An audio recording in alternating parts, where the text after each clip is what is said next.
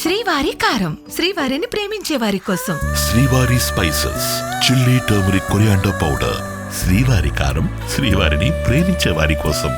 Right, నిన్న మేడ్చల్లో జరిగిన ఒక ఘటన ఏదైతే ఉందో, గృహ ప్రవేశానికి వార్నర్ పైన ట్రాన్స్జెండర్స్ ఏ విధంగా దాడి చేశారో మనం చూసాము. అయితే తల పగలు కొట్టి డబ్బులు అంటే ₹1,00,000 డిమాండ్ చేసి డబ్బులు ఇవ్వని కారణంగా ఓనర్ పైన వాళ్ళు దాడి దిగడం కావచ్చు, లేకపోతే ఏ విధంగా కొట్టారో కూడా మనం ఇప్పటికే విజువల్స్ అన్ని కూడా చూసే ఉన్నాము.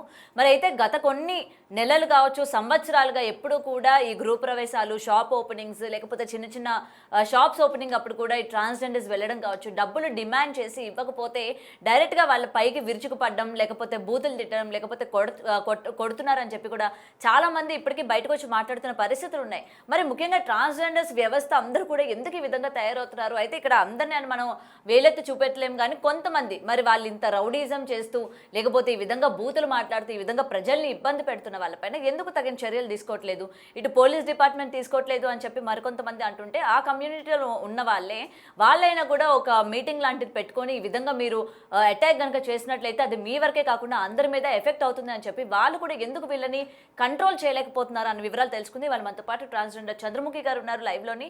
రైట్, చంద్రముఖి గారు. నమస్తే. రైట్, నమస్తే మ్యామ్. సో నిన్న జరిగిన ఘటన మీరు చూశారు, విన్నారు.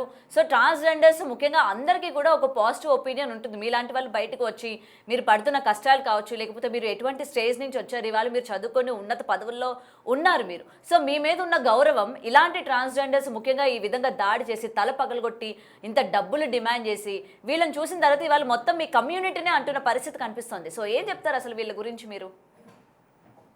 అంటే ఇక్కడ ఏం జరుగుతుంది అంటే, హైదరాబాద్‌లో మాత్రమే ఇలాంటి పరిస్థితి, పక్క కావచ్చు, పక్క స్టేట్స్‌లో కావచ్చు, ఈ పరిస్థితి ఎందుకు లేదు అంటే, అక్కడున్న సీనియర్ కమ్యూనిటీ లీడర్స్ ఎవరైతే చెప్తారో, ఏం చెప్తారో వాళ్ళకంటే కొన్ని కట్టుబాట్లుంటాయి. వాటిని పాటిస్తారు.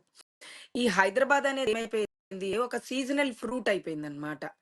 ఎవరు ఎక్కడి నుంచి వస్తారో తెలీదు, ఎవరు ఎవరి దగ్గర ఉంటారో తెలీదు. వేరే రాష్ట్రాల నుంచి వచ్చి ఇక్కడ కొన్ని రోజులుండి వాళ్ళు ఇలాంటి దౌర్జన్యాలు, ఇలాంటి అరాచకాలన్నీ చేసి పారిపోతూ ఉంటారనమాట. సో వాళ్ళని గుర్తించడం కమ్యూనిటీకి కూడా కష్టం. అండ్ ఇంకొక మాట ఏంటి అంటే, హైదరాబాద్ లో అనుకున్న 16 మంది పెద్దవాళ్ళు ఉన్నారు, 20 బ్యాచెస్ ఉన్నాయి. తెలంగాణ చటాయ్ అని, తెలంగాణ చారో చటాయ్ అని, తెలంగాణ హైదరాబాద్ చటాయ్ అని, మురిగిమాత చటాయ్ అని, అండ్ ఇలాగే కొన్ని గ్రూప్స్ ఉన్నాయి. ఈ గ్రూప్స్ వాళ్ళందరినీ కూర్చోబెట్టి మాట్లాడి వేరే రాష్ట్రాల వారిని పంపించేయండి, మన రాష్ట్రంలో వాళ్ళకి మనం మంచి చెప్పొచ్చు, చెడు చెప్పుకోవచ్చు అని చెప్తే, ఎలా పంపిస్తాము, హైదరాబాద్ మీకు ఎవరైనా రాసిచ్చారా అని మాట్లాడతారు. ఈరోజు హైదరాబాద్ లో ఇన్సిడెంట్స్ జరిగింది. దీనివల్ల రేపు ఈ హిజ్రా కమ్యూనిటీ వాళ్ళని ఎవరిని రోడ్డు మీద పంపకుండా ఏదైనా ప్రభుత్వం చర్యలు తీసుకుంటే మిగతా వాళ్ళ పరిస్థితి ఏంటి? ఇప్పుడు ప్రభుత్వం కూడా చర్యలు తీసుకోవాలి అని అంటున్నారు. ఇప్పుడు ఏంటంటే ఇది మీ కమ్యూనిటీలో ఉన్న అందరి మీద కూడా ఇది ఎఫెక్ట్ అవుతుంది. అదే అంటున్నా, జెన్యున్ గా ఉన్న వాళ్ళపైన కూడా ఎఫెక్ట్ పడుతుంది. ఓకే, పడుతుంది. అండ్ ఇంకొకటి ఏంటంటే, వీళ్ళు ఎవరైతే సోకాల్డ్ ఆ గొడవలో ఉన్నారో, ఆ అబ్బాయి వాళ్ళని కొట్టాడు. ఆ అబ్బాయి కొట్టడానికి కారణం ఏంటి? ఎంత వేధిస్తే ఆ అబ్బాయి కొట్టుంటాడు? ఊరికే కొట్టరు కదా ఎవ్వరు ఇంటి దగ్గరికి వెళ్ళగానే. రైట్. ఇప్పుడు ఆ అబ్బాయి కొట్టాడు, కొట్టినప్పుడు సరేలే వాళ్ళకి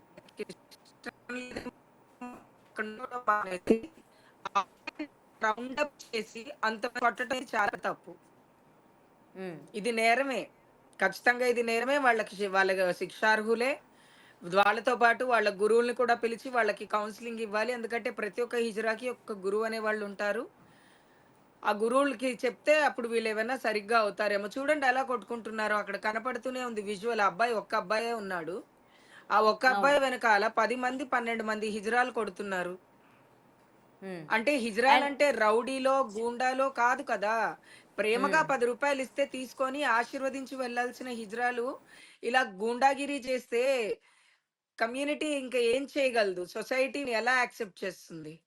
కానీ ఇక్కడ ఒక గృహప్రవేశం గురించే కాదు, కేవలం మనం ట్రాఫిక్ సిగ్నల్స్ దగ్గర ఉన్నా మన దగ్గర ఆ టైంకి చిల్లర లేకపోయినా ఎంతో కొంత వీళ్ళకి ఇవ్వాలి అని చెప్పి ఆ మంచి మనస్తత్వం ఉన్న వాళ్ళు ఒక 10 రూపాయలు చేతిలో పెట్టినా కూడా డిమాండ్ చేస్తూ ఉన్నారు. 10 రూపాయలకి ఏం వస్తుంది, 10 రూపాయలు ఎందుకు ఇస్తున్నావు, 10 రూపాయలతో ఏం వస్తుంది నువ్వు చెప్పు అని చెప్పి కూడా డిమాండ్ చేస్తూ ఉన్నారు. ఎందుకంటే నేను కూడా ఫేస్ చేశా అలాంటివి ఒక 2-3. సో మరి ఏం చెప్తారు ఈ విధంగా డిమాండింగ్ అన్నది? మీ అందరికీ తెలియని విషయం ఏంటంటే ట్రాఫిక్ సిగ్నల్ దగ్గర నిల్చుంటున్న వాళ్ళు ఎవరు కూడా మన స్టేట్ కి సంబంధించిన వాళ్ళు కాదు.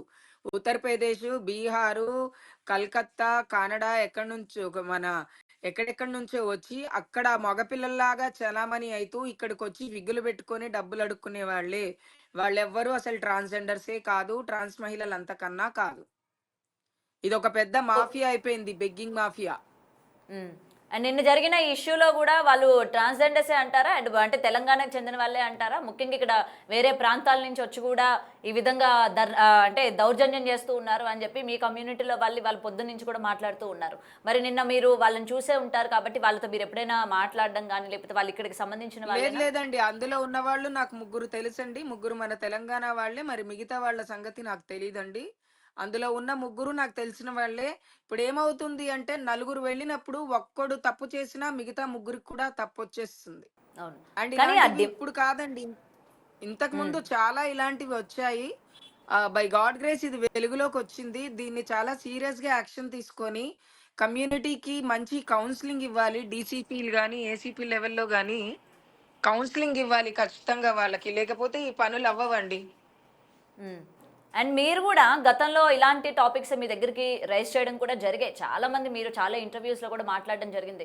అసలు డిమాండింగ్ అన్నది ఎందుకు చేయాలి, అసలు ఎందుకు డిమాండ్ చేయాలి? ఇవ్వడమే గొప్ప మనకి, బట్ అలాంటి పరిస్థితులు కూడా డిమాండింగ్ ఎందుకు? ఇప్పుడు ఒక షాప్ ఓపెనింగ్ చేసుకోవాలన్నా వాడు భయపడుతున్నాడు. వాడు ఒక 50,000 తీసుకొచ్చి షాప్ పెడితే ఇజ్రాయెల్కి అంటే ముఖ్యంగా ట్రాన్స్జెండర్కి ఇచ్చేది ఒక 10,000 15,000 వరకు ఉంటుంది. వాడు ఎక్కడి నుంచి తీసుకొచ్చి ఇస్తాడు? అంటే షాప్ని బట్టి, వాడు పెట్టిన దాన్ని బట్టి, వాడు పెట్టిన లొకేషన్ బట్టి ఆ డిమాండింగ్ కూడా అదే విధంగా చేస్తూ ఉన్నారు కదా. మరి దీన్ని అరికట్టాలి అంటే ఒకటండి, బెగ్గింగ్ యాక్ట్ ఏదైతే ఎవరైతే పెద్దవాళ్ళు ఉన్నారో వాళ్ళందరినీ పిలిచి ఒకసారి మాట్లాడి అసలు ఎవరు బెగ్గింగ్కి వెళ్ళాలి, ఎవరు బెగ్గింగ్కి వెళ్ళకూడదు అనేది ఒకటి ఇంపార్టెంట్ గా తీసుకోవాలండి, లేకపోతే చాలా కష్టం.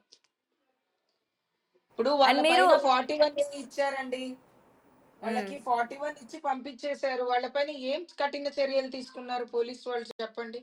మీ గురువులతో మాట్లాడడం కానీ ఇలాంటి వాళ్ళని మనం అరికట్టాలి, ఎందుకంటే మొత్తం కమ్యూనిటీ పైన ఇంపాక్ట్ పడుతుంది కాబట్టి మనం ఏదో ఒక చర్యలు తీసుకోవాలి అని చెప్పి మీరు మాట్లాడడం ఏం జరగలేదా అండి?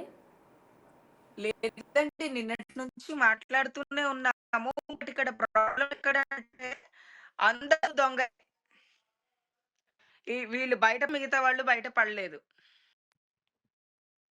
నేను చెప్పేది మీకు అర్థమవుతుందా? అవును.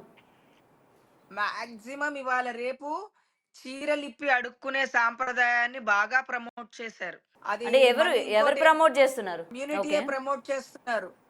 అండ్ ఇంకొకటి ఏంటంటే వలస, ఎవరైతే మైగ్రెంట్స్ ఉన్నారో వాళ్ళు ఎక్కువైపోయారు కమ్యూనిటీలో. మరి నిన్న వాళ్ళు ₹1,00,000 వరకు డిమాండ్ చేశారు అన్నట్టు కూడా తెలిసింది. సాధారణంగా మీ కమ్యూనిటీలోని ఇలా గృహ ప్రవేశాలకి వాటికి వెళ్ళినప్పుడు మీరు డిమాండ్ చేస్తారా అండి? నాకు 1,00,000 కావాలి, 2,00,000 కావాలి, అంటే జ్యువెలరీ షాప్ అయితే ఒకటి, గృహ ప్రవేశం అయితే ఒకటి, లేకపోతే బట్టల షాప్ అయితే ఒకటి, లేకపోతే ఇంకేదైనా చిన్న షాప్ అయితే ఒకటి అని మాతో పాటు వచ్చిన మా 10 మందికో లేకపోతే మా 15 మందికో మీరు ఇంత ఇవ్వాలి అని చెప్పి డిమాండ్ చేస్తూ ఉంటారా? డిమాండ్ అనేది ఖచ్చితంగా అండి. ఇప్పుడు ఎవరైనా ₹100 ఇస్తే ₹100 కాదు ఇంకొంచెం కలిపివ్వు అని చెప్పి ప్రేమగా తీసుకునే వాళ్ళు ఉంటారు. అండ్ ఇవాళ వాళ్ళు మాట్లాడుతూ ఉన్నారు కదా, మేమేమీ మాట్లాడలేదు, మేమేమీ చేయలేదు, అతనే మా మీదకి దాడికి వచ్చాడు, కొట్టడానికి ప్రయత్నించాడు, మేము ఏమనలేదు, భవానీ మాల్లో ఉన్న మమ్మల్ని భవానీ మాల్లో ఉన్నామని కూడా తెలియకుండా నోటుకొచ్చినట్టు మాట్లాడాడు, మేము ఏ తప్పు కూడా చేయలేదు అని చెప్పి కూడా వాళ్ళు చెప్తున్న పరిస్థితి కనిపిస్తుంది కదా. మరి సరే, వాళ్ళు చెప్తున్న పరిస్థితి కనిపిస్తుంది, ఏం చేయలేదు, ఆయనే తొందరపడ్డాడు. వాళ్ళ ఇంటి దగ్గర మనం వెళ్తే మీదకి వచ్చాడు తప్ప ఆయన మన ఇంటికి మీది కదా.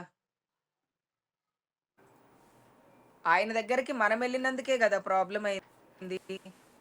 కొన్ని ఇళ్ళకి కొంతమంది ఉంటారు, వాళ్ళు ఇవ్వరు అన్నప్పుడు వచ్చేసేయాలి. సరే, ఒక 2 దెబ్బలు ఆయన కొట్టాడు, తర్వాత మీరు వెనక్కి వెళ్ళిపోయాల్సింది. మళ్ళీ మీరు ఆటోలలో వెళ్ళి ఆయన ఎందుకు కొట్టడం? ఆయన తలకాయ ఎందుకు పగలు కొట్టారు మళ్ళీ?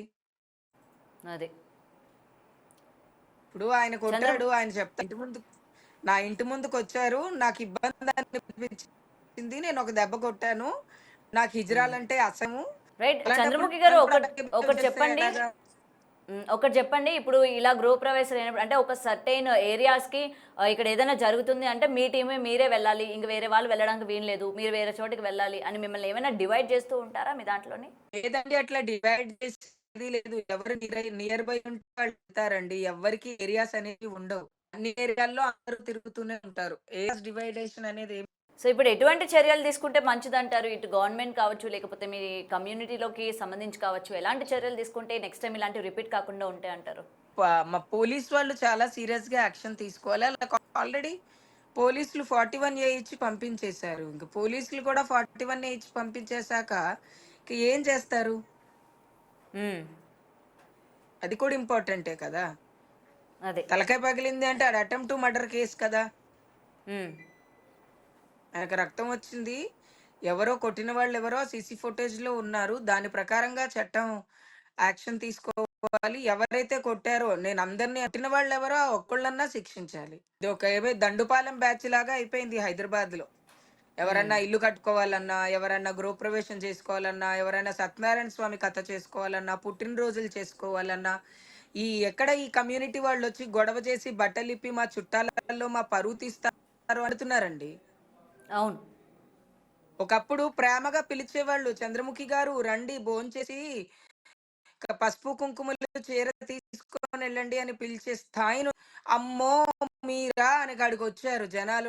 ఎంత రస్తున్నారో అర్థం చేసుకోండి కమ్యూనిటీ వాళ్ళు. జనాలు గూడా అంత భయపడుతూ ఉన్నారు. అసలు వీళ్ళు దగ్గరికి ఇప్పుడు మేము ఓపెన్ చేస్తున్నామనంటే ఎవరు ఏం గొడవ చేస్తారో అని చెప్పి భయపడుతూ ఉన్నారు. చేస్తారు. ఆశీర్వాదం సంగతి పక్కన పెట్టండి. వీళ్ళు ఆశీర్వాదం ఇస్తే మంచి జరుగుతదన్నది పోయి, వీళ్ళు వస్తే మంచి జరగడం పక్కన పెడితే మన పరువు పోతుంది. లేకపోతే వీళ్ళు ఏ దాడికి దిగుతారో ఏంటో అన్న భయపడుతున్నారసల. భయపడుతున్నారసలు. రైట్ చంద్రముఖి గారు. సో ఇలాంటి ఘటనలు మరొకసారి జరగకూడదు అని మీ కమ్యూనిటీ వాళ్ళందరినీ కూడా రిక్వెస్ట్ చేస్తూ ఉన్నారు. ఈరోజు ప్రజలు కావచ్చు, లేకపోతే డిపార్ట్మెంట్స్ వాళ్ళు కూడా తగిన చర్యలు తీసుకోవాలి, గవర్నమెంట్ కూడా తగిన చర్యలు తీసుకోవాలి అని చెప్తూ ఉన్నారు. రైట్. ఏదేమైనా కూడా ఇలాంటి ఘటనలు మనం ఎప్పుడు కూడా చూస్తూనే ఉన్నాము. అసలు షాప్ ఓపెనింగ్ కావచ్చు, గృహప్రవేశాలు కావచ్చు, ఇంట్లో చిన్న పండుగ వాతావరణం ఉంది అని చెప్పి మన చుట్టుపక్కల ఉన్న వాళ్ళకి ఎవరికి తెలిసినా కూడా వెంటనే అక్కడికి వచ్చి వాలిపోయి మాకు ఇంత డబ్బులు కావాలి అని చెప్పి డిమాండ్ చేసి వెళ్తున్న పరిస్థితులు ఉన్నాయి. అండ్ ప్రజల్ని కూడా భయభ్రాంతులు చేస్తూ ఉన్నారు. వీళ్ళు ఆశీర్వాదాలు ఇవ్వడం పక్కన పెడితే ఎటువంటివి తిడతారో, ఎలాంటి శాపనార్థాలు పెడతారో అని చెప్పి భయపడే అప్పు చేసి ఇస్తున్న పరిస్థితులు కూడా చాలా వరకు మనం చూస్తూ ఉన్నాము. సో ఏది ఏమైనా కూడా ఇటు ప్రభుత్వం కావచ్చు, లేకపోతే డిపార్ట్మెంట్ కావచ్చు, ఇలాంటి చర్యలు చేపట్టే వాళ్ళకి తగిన శిక్ష కూడా విధించాలి. వీళ్ళని వెంటనే కూడా అరెస్ట్ చేయాలి అని చెప్పి కూడా ఇవాళ ప్రతి ఒక్కరు కూడా డిమాండ్ చేస్తున్న పరిస్థితి కనిపిస్తోంది. ఎందుకంటే ఇది వీళ్ళ మీదే కాదు, మొత్తం వీళ్ళ యొక్క కమ్యూనిటీ పైన కూడా పడుతున్న సిచ్యువేషన్స్ ఉన్నాయి. అందరినీ కూడా ఈరోజు అంటున్న పరిస్థితులు కూడా ఉన్నాయి. ఎవరు దగ్గరకు వచ్చినా కూడా వీళ్ళు ఏ విధంగా మన మీద దాడి చేస్తారో, లేకపోతే వీళ్ళు ఏ విధంగా మనల్ని డబ్బుల గురించి డిమాండ్ చేస్తారో అని చెప్పి భయపడుతున్న పరిస్థితులు కూడా ఇవాళ ఏర్పడుతూ ఉన్నాయి. కాబట్టి తగిన చర్యలు తీసుకోవాలి అని చెప్పి కూడా ఇటు డిమాండ్ చేస్తున్న సిచ్యువేషన్స్ కూడా కనిపిస్తున్నాయి.